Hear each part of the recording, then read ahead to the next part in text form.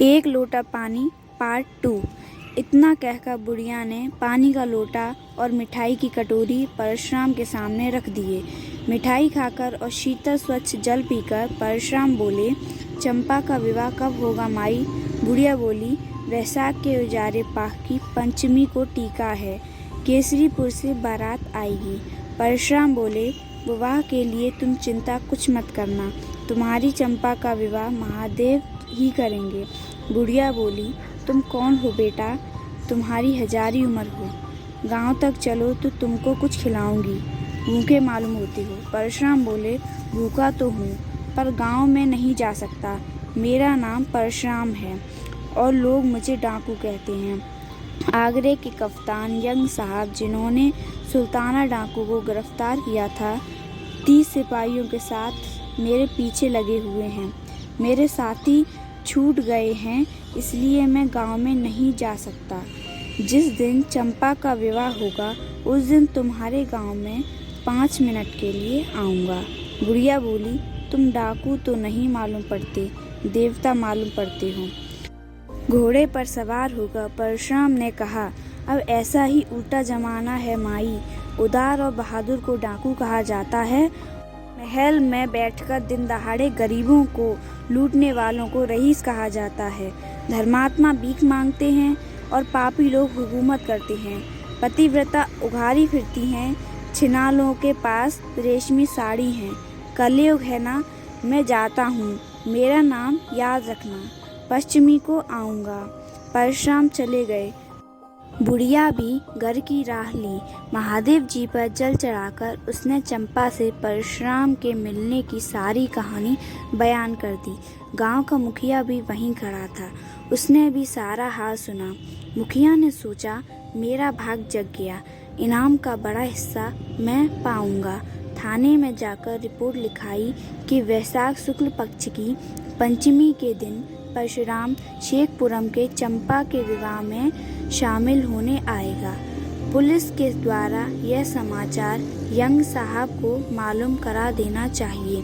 अगर उस रोज डाकू परशुराम गिरफ्तार न हुआ तो फिर कभी न हो सकेगा।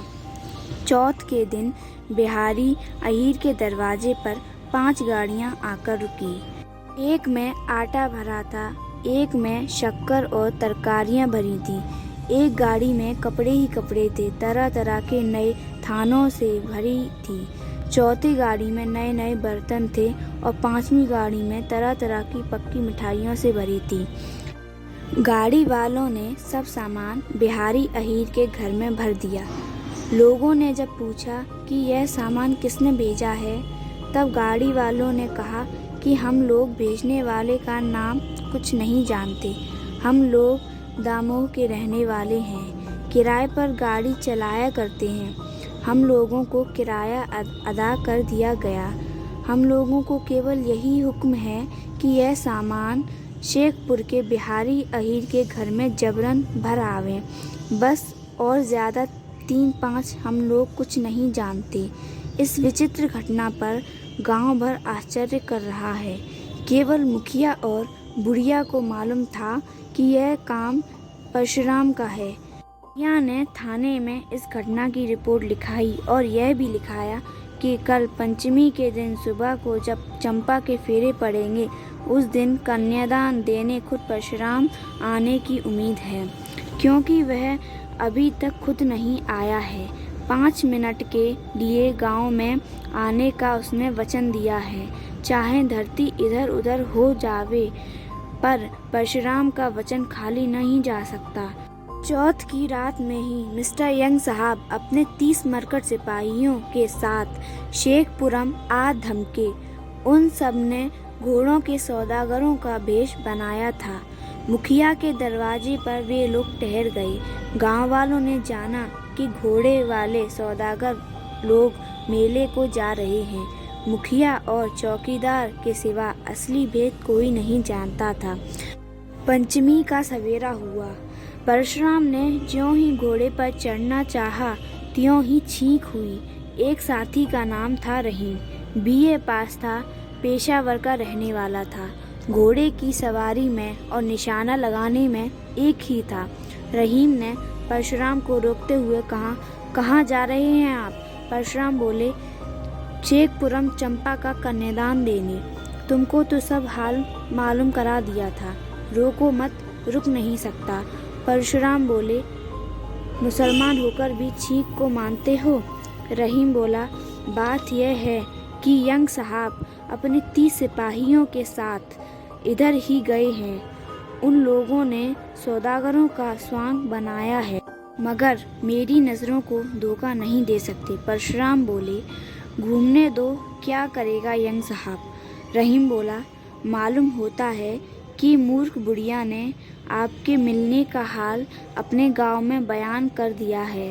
पुलिस को आपके जाने का हाल मालूम हो गया है। तभी यंग साहब ने मौका देखकर चढ़ाई कर दी। परशुराम बोले, संभव है तुम्हारा अनुमान सही हो, लेकिन इसी डर से मैं अपने वचन तोड़ नहीं सकता। एक लोटा पानी से उर्रेड़ होना है। रहीम बोला, अच्छा तो मैं भी साथ चलता हूँ, जो वक्त पर साथ दे वही साथी है। परशुराम बोले, तुम्हारी क्या ज़रूरत है, तुम यहीं रहो। रहीम बोला, मैं आपको अकेला नहीं जाने दूंगा, नमक हरामी नहीं करूँगा। आपकी जान जाएगी तो पहले मेरी जान जाएगी। दोनों घोड़े पर सवार होकर शेखपुर की ओर चल दिए। वे उस समय बिहारी के दरवाजे पर पहुँचे जब चंपा के फेरे पड़ गए थे और कन्यादान का समय आ गया था।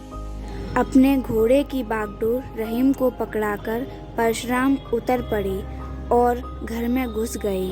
5 मुहरों से परशुराम ने चंपा का कन्यादान सबसे पहले कर दिया और वे बाहर जाने लगे। गांव वालों ने जान लिया कि इस व्यक्ति ने ही 5 गाड़ियां सामान भेजा था।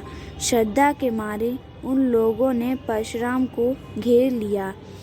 मारे खुशी के बुढ़िया की बोलती बंद थी।